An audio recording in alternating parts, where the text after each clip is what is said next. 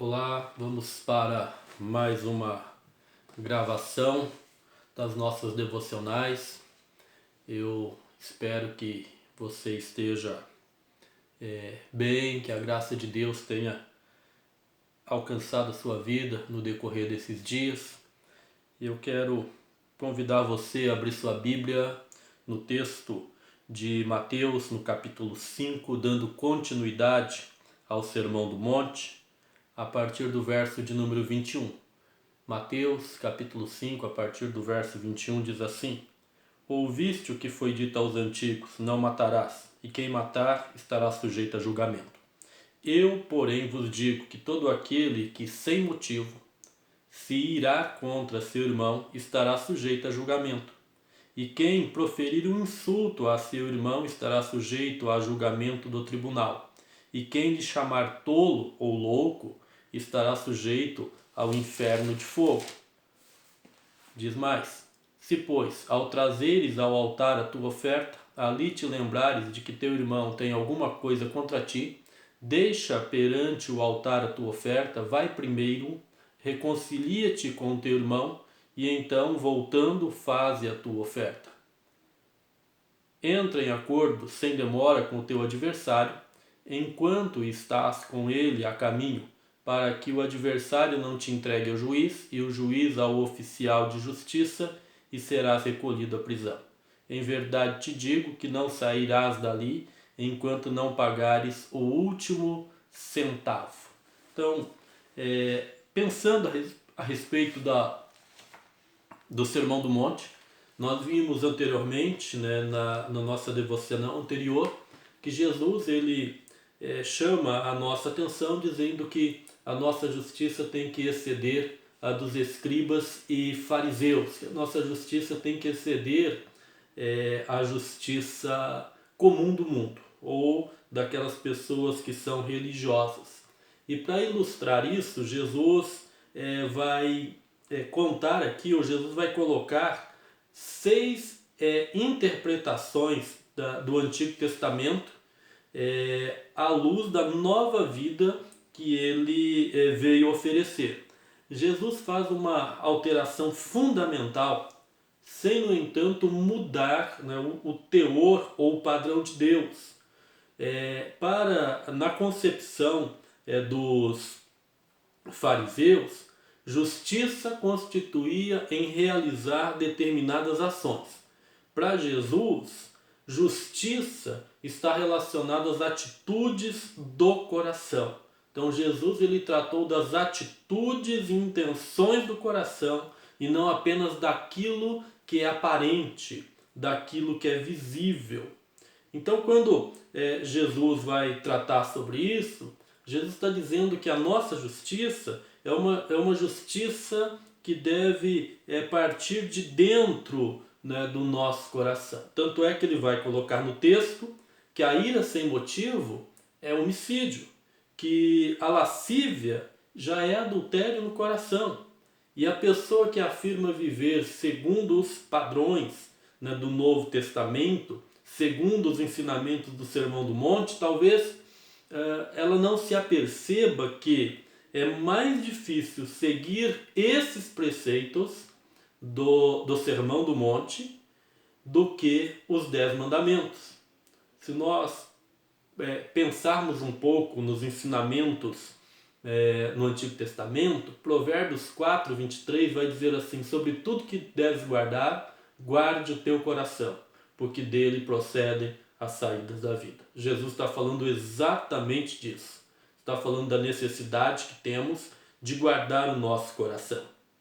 Os antepassados a quem Jesus se refere aqui eram antigos intérpretes da lei que, na verdade, eles fatiavam a lei.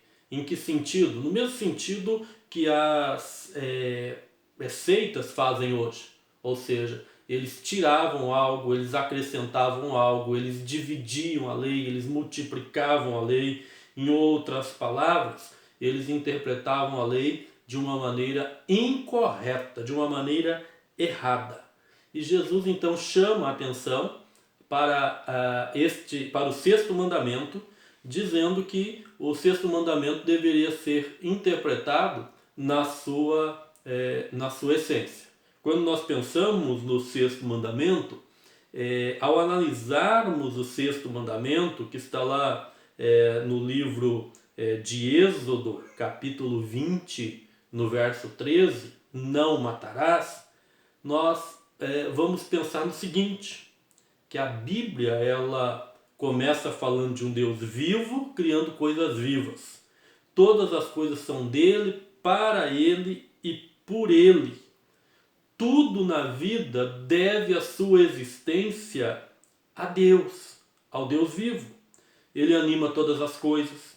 Em resumo, ele é o Deus vivo que dá a vida e que gera coisas vivas.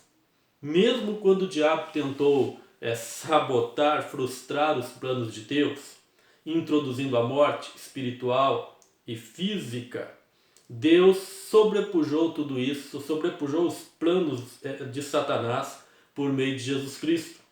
Nele, Jesus, está a vida, João 1,4, e essa vida era como o amanhecer ou raiar de um novo dia, trazendo luz para todos os homens, dissipando as trevas do maligno. Em Jesus, e por sua poderosa ressurreição, é que nós temos vida. É Deus soprando uma nova vida a este mundo tenebroso, a este mundo caído, a este mundo que jaz no maligno. A palavra aqui que vai aparecer no texto, quando de Êxodo capítulo 20, verso 13, quando diz não matarás, está relacionada à questão de tirar a vida de alguém, mas tirar a vida de alguém injustamente. Tirar injustamente a vida de alguém é fazer o trabalho do diabo, porque o diabo veio para matar, roubar e destruir, e ele é homicida desde o princípio. Introduzir a morte em um lugar ao qual ela não pertence é agir contrário ao modo como Deus opera. Falando da obra de Deus, esse mandamento também nos chama atenção para algo positivo, até mesmo na colocação que Jesus faz. É um mandamento que nos chama para sermos pessoas empenhadas em Deus pela preservação, proteção e promoção da vida. O sexto mandamento exige de nós todos os esforços lícitos para conservar a nossa vida e a vida dos nossos semelhantes. Porque Deus é o Deus da vida e porque nós somos os seus filhos, aqueles que andam de modo digno da vocação que receberam, criados segundo a imagem e semelhança de Deus, então nós temos que trabalhar para preservar a vida, para proteger a vida, para a promoção da vida.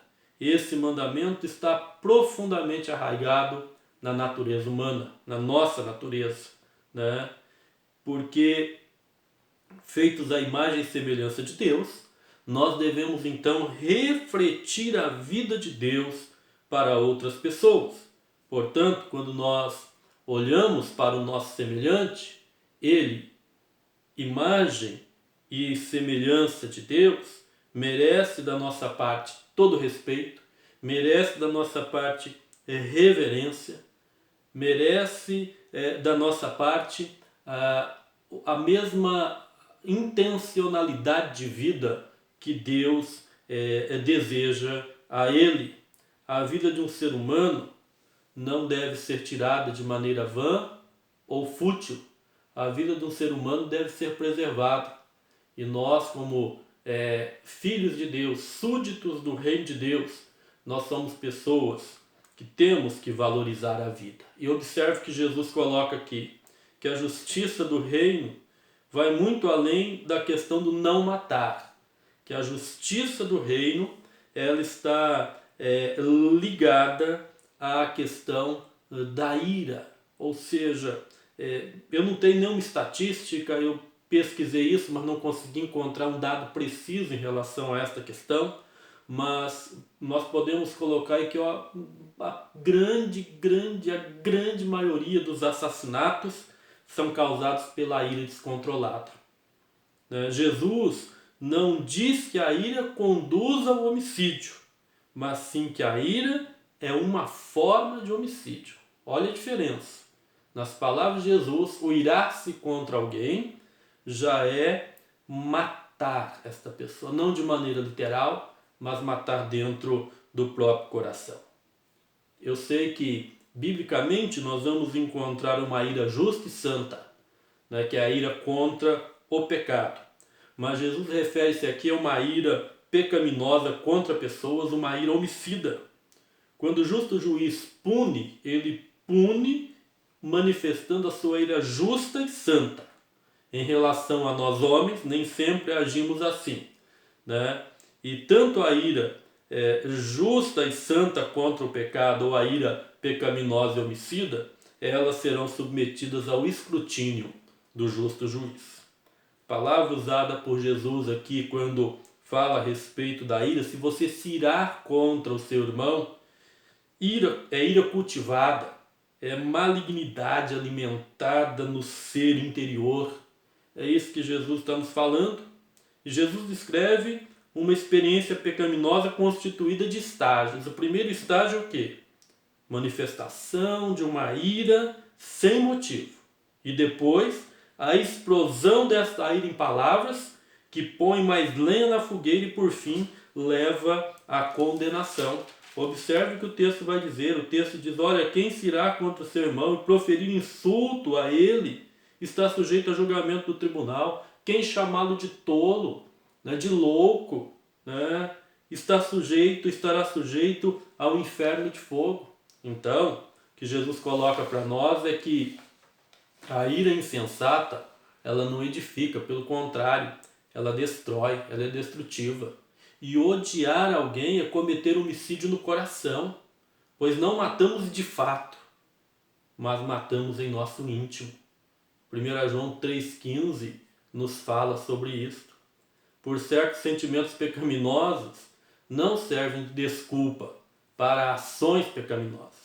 A ira pecaminosa, ela rompe a nossa comunhão com Deus, ela rompe a nossa comunhão com os irmãos, e faz com que nós não sejamos presos como assassinos, mas nós acabamos aprisionados dentro dos nossos próprios sentimentos doentios, dentro destes sentimentos destrutivos.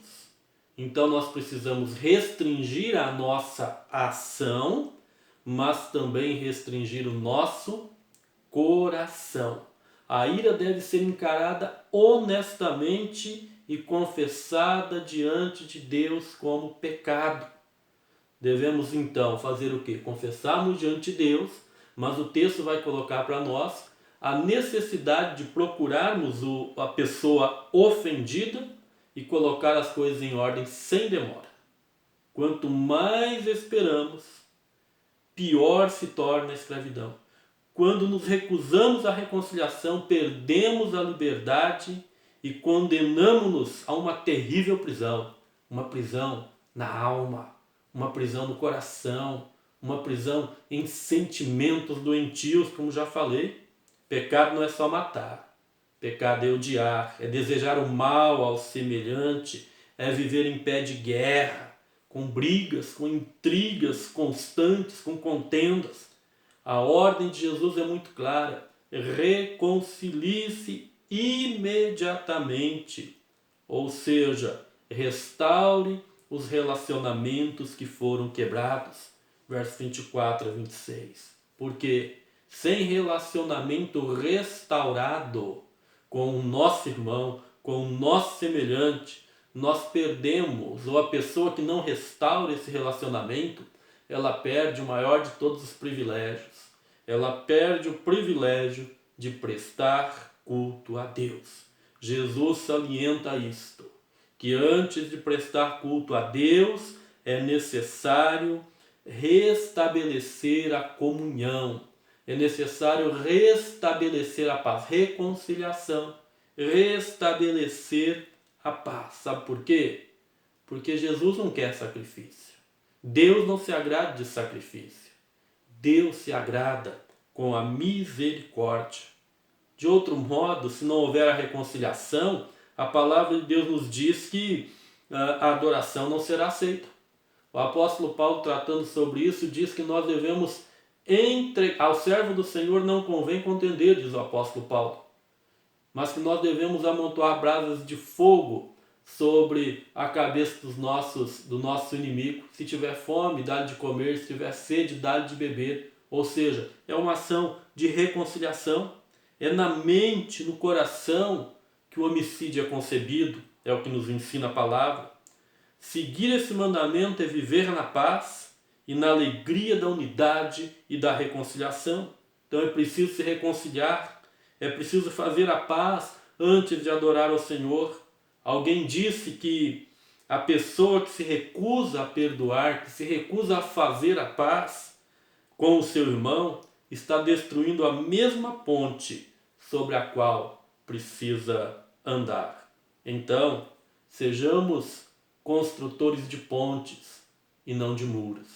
Abandonemos toda a ira, abandonemos toda a ira pecaminosa, abandonemos esta ira que muitas vezes nos leva a matar as pessoas dentro do nosso coração, a matar a pessoa dentro do nosso íntimo, e sejamos promotores, sejamos pessoas que celebrem a vida, sejamos pessoas que pela graça de Deus motiva outros a valorizarem a vida, sejamos pessoas que trabalhem com toda a força que há e que temos em nós para preservar a vida, para proteger a vida, para promover a vida para a glória de Deus. É isto o que Jesus espera de nós. Jesus espera de nós que a nossa maneira de agir em relação às pessoas exceda a religiosidade e seja realmente pautada, fundamentada na santa palavra de Deus. Que o Senhor nos abençoe, em nome de Jesus.